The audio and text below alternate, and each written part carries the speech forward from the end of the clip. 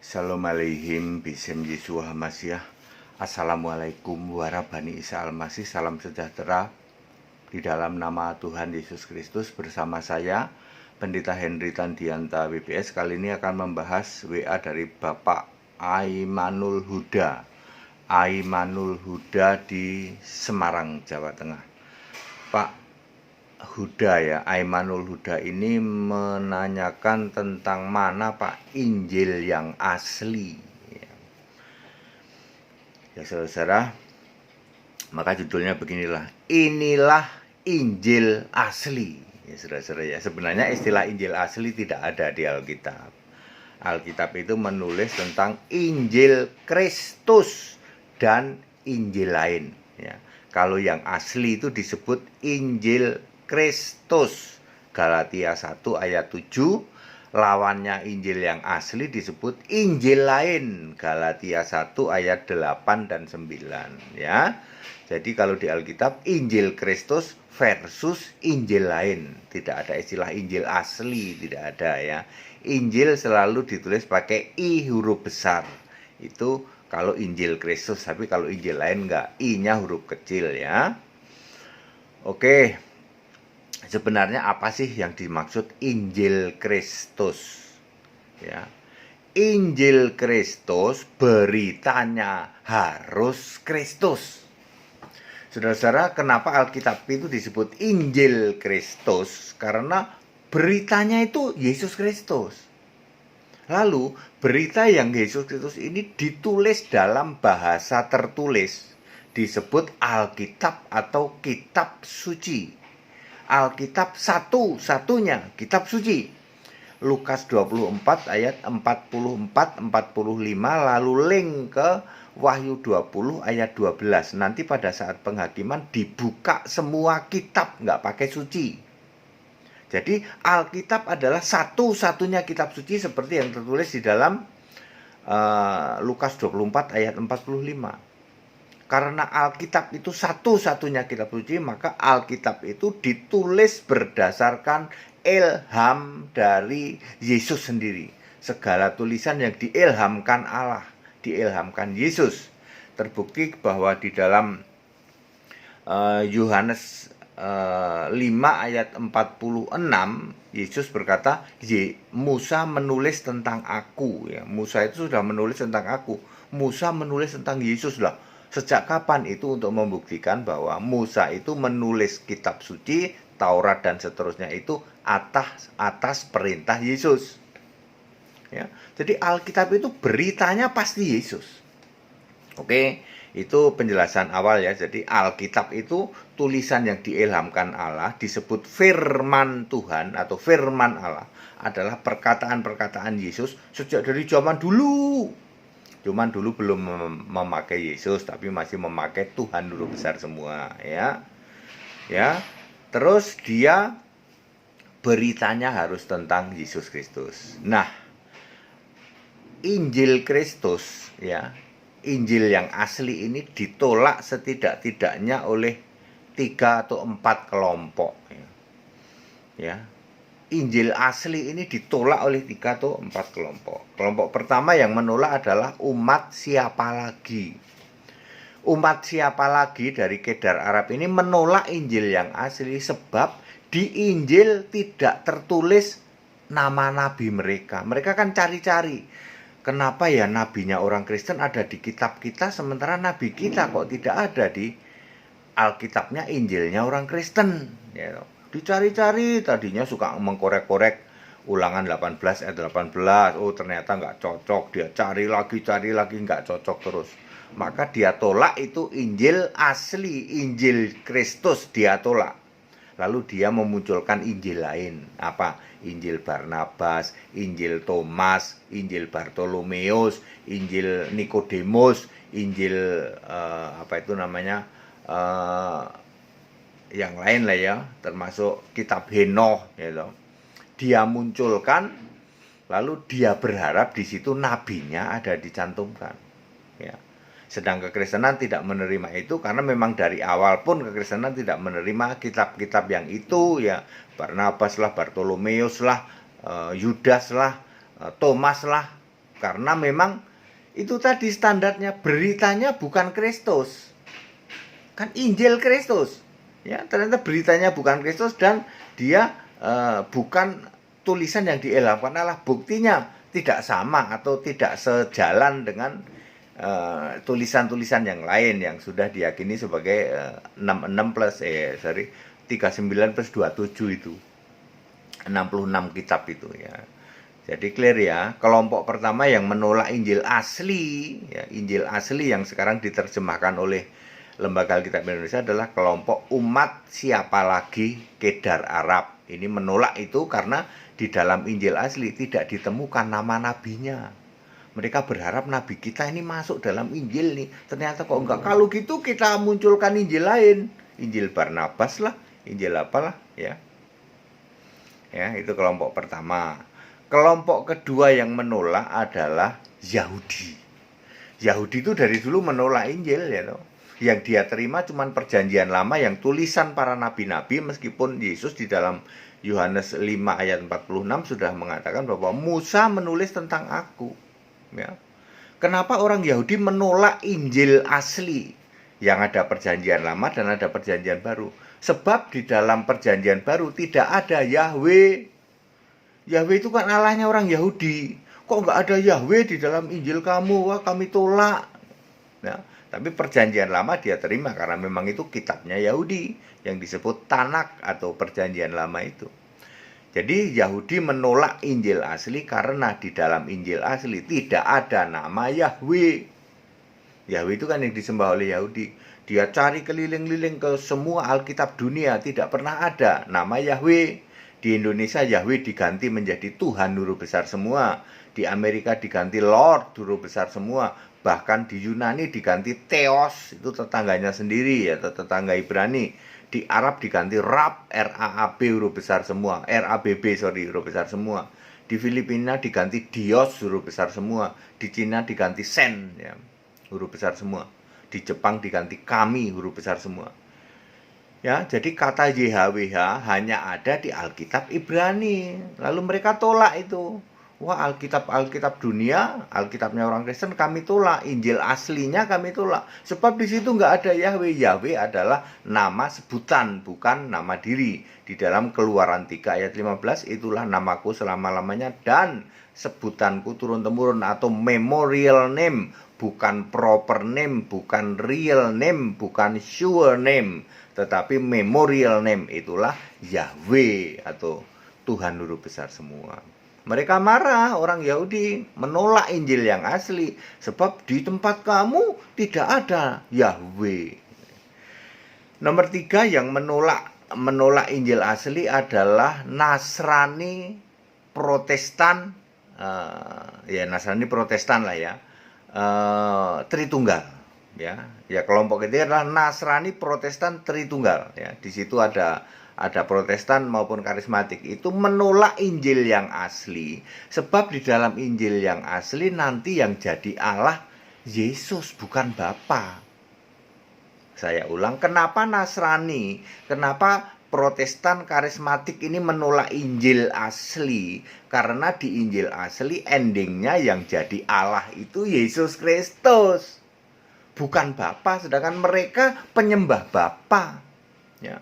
Allah itu harus Bapa. Makanya yang diyakini sebagai Injil cuman Matius, Markus, Lukas, Yohanes. Giliran Kisah Rasul, Roma, itu Injil-Injilan katanya. Dibaca boleh, enggak juga enggak apa-apa. Apalagi kitab Wahyu. Wah, itu kitab tafsir katanya.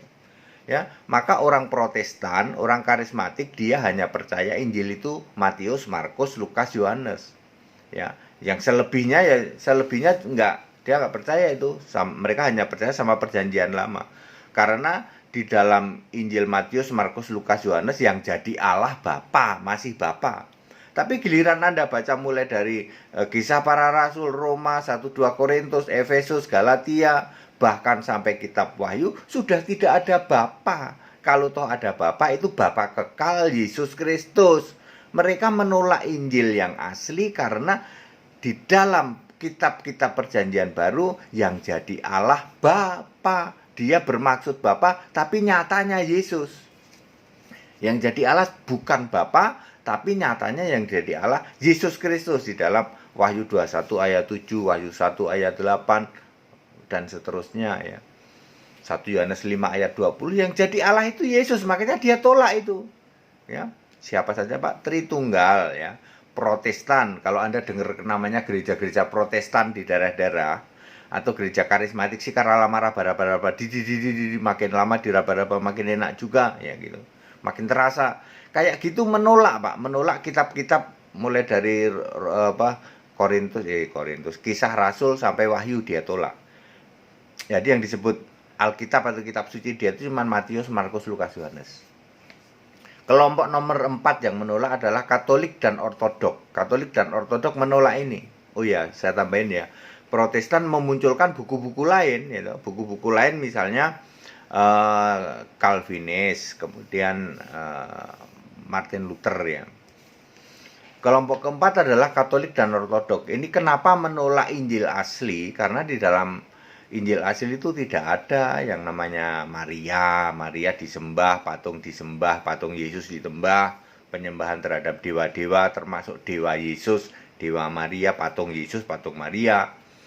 Ya, di dalam Alkitab yang asli, dalam Injil asli tidak ada ayat-ayat yang memuliakan Maria sebagai bunda Allah.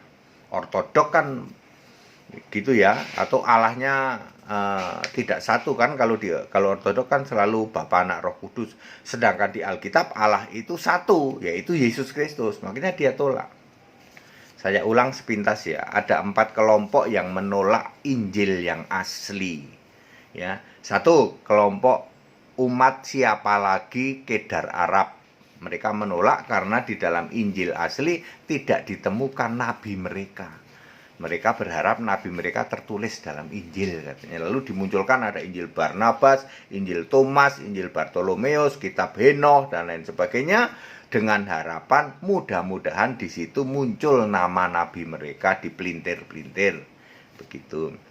Kelompok kedua yang menolak Injil asli adalah Yahudi. Yahudi tidak percaya perjanjian baru karena di dalam Alkitabnya orang Kristen, dalam Injilnya orang Kristen tidak ada Yahweh. Yahweh yang disembah oleh mereka tidak ada, makanya dia tolak itu Injil asli. Ya, dia hanya memakai Tanakh atau perjanjian lama. Kemudian kelompok ketiga adalah kelompok Protestan Nasrani Tritunggal Karismatik ya. Tritunggal, Nasrani, Protestan, dan Karismatik.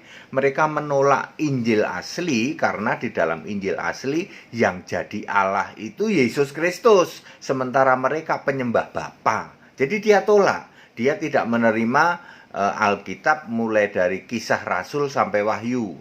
Yang dia baca cuma Matius, Markus, Lukas, Yohanes. Lalu dia memunculkan kitab-kitab lain yang disebut Calvinis untuk dasar pembenaran mereka bahwa Allah itu Tritunggal ya, bukan Yesus. Allah itu Tritunggal dan bukan Yesus ya. Sedangkan di Injil asli Allah itu Esa dan 100% Yesus. Makanya dia tolak.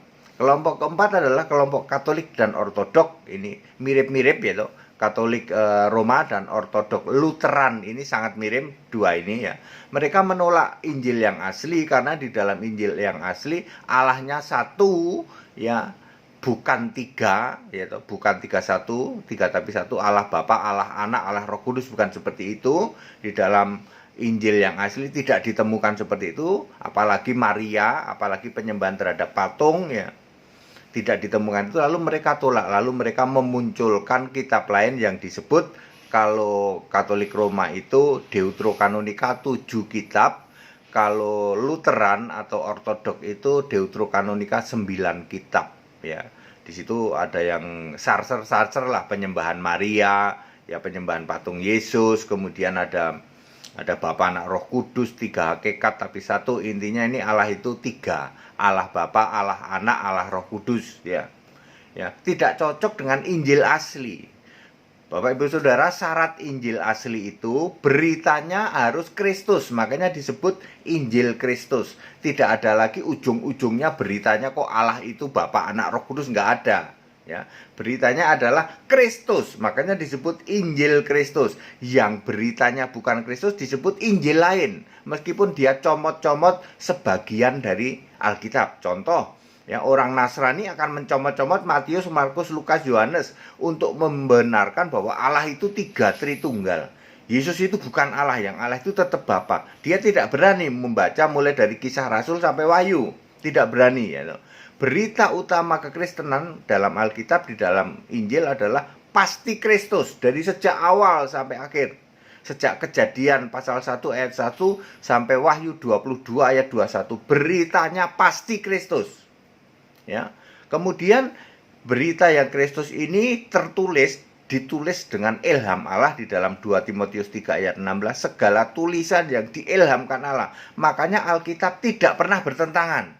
Ya. Mereka-mereka yang menolak Injil asli karena mereka menganggap bertentangan. Ya, karena tidak paham, tidak dibuka pikirannya mengerti kitab suci, lalu mereka menganggap Alkitab ini bertentangan. Makanya diambil cuma sebagian saja, ya. Yang benar adalah Alkitab itu tulisan yang diilhamkan Allah, dijamin 100% saling menguatkan. Ayat meneguhkan ayat, tidak pernah ada yang bertentangan. Kalau seolah-olah Anda menganggap ada pertentangan, itulah saatnya Anda sekolah di tempat kami. Di tempat kami pemahaman Alkitab di atas rata-rata. Supaya Anda paham seperti itu dan tidak ada satupun ayat Alkitab yang saling bertentangan, ya. Kalau toh Anda menganggap ada, itu hanya karena Anda belum paham, belum dibuka. Ikut sekolah Alkitab di tempat kami. Pak Aimanul Huda, ya. Kita Indonesia, Pak, ya. Boleh Bapak nanya seperti ini dan kami akan jelaskan seperti itu. Ya, kami maklum kenapa Bapak menolak Injil yang asli, Pak, ya. Lalu Bapak memunculkan Injil-Injil lain, Barnabas lah, apalagi Thomas lah, apalagi Henoh lah, apalagi Bartolomeus lah, Yudas lah, ya. Ya, Nathanael lah, yang tidak menulis Injil, tapi Anda munculkan, nggak tahu itu kitab dari mana. Intinya Bapak kan bertujuan supaya nabi Bapak ada tertulis di dalam Injil, toh. Tujuannya kan itu. Bapak sudah korek-korek dari Ulangan 18 ayat 18 ayat 15 sudah nggak mempan, ya. Lalu Bapak korek-korek yang lain, memunculkan Injil lain dengan tujuan supaya nabi Anda tercantum dalam Injil, ya. Ya, karena saya tahu, Pak, Anda galau dari dulu kayak begitu, galau terus, ya loh. Kenapa nabinya orang Kristen ada di kitab kita? Kenapa nabi kita nggak ada di kitab kita? Anak sekolah minggu juga tahu, Pak. Ya, Anda berusaha mengkorek-korek, ya, luar biasa, ya. Dulu sudah gagal, makanya nggak berani nanya ke pendeta HTD, toh. Ya. Ya. Anak sekolah minggu juga tahu, Pak. Kenapa nabinya orang Kristen kok ada di kitab Anda, sementara nabi Anda tidak ada di kitab Kristen? Anak sekolah minggu juga tahu, Pak. Ya, ya. Terus yang lain, Nasrani juga menolak, Yahudi juga menolak, dan Katolik juga menolak. Pada singkat dan clear, ya, Pak, kita Indonesia, kita Pancasila, toleransi harus, keberagaman wajib disyukuri, bersahabat dengan beda iman itu bisa. Kalau kita mendapati kenyataan, lu kok keimanan kita tidak sama, ya nggak apa-apa, toh kita bisa hidup bersama-sama. Jangan hujat, jangan caci maki, ya. Kita tetap bersahabat, kita tetap saling bertoleransi. Segala hormat, kemuliaan untuk Yesus Allah yang benar, Allah segala masa, sebelum segala abad, sekarang sampai selama-lamanya. Shalom alaihim bisem Yesus Hamasiah. Assalamualaikum warahmatullahi Isa Al-Masih. Tetap bersama saya, Pendeta Henry Tandianta, BBS. Haleluya, amin.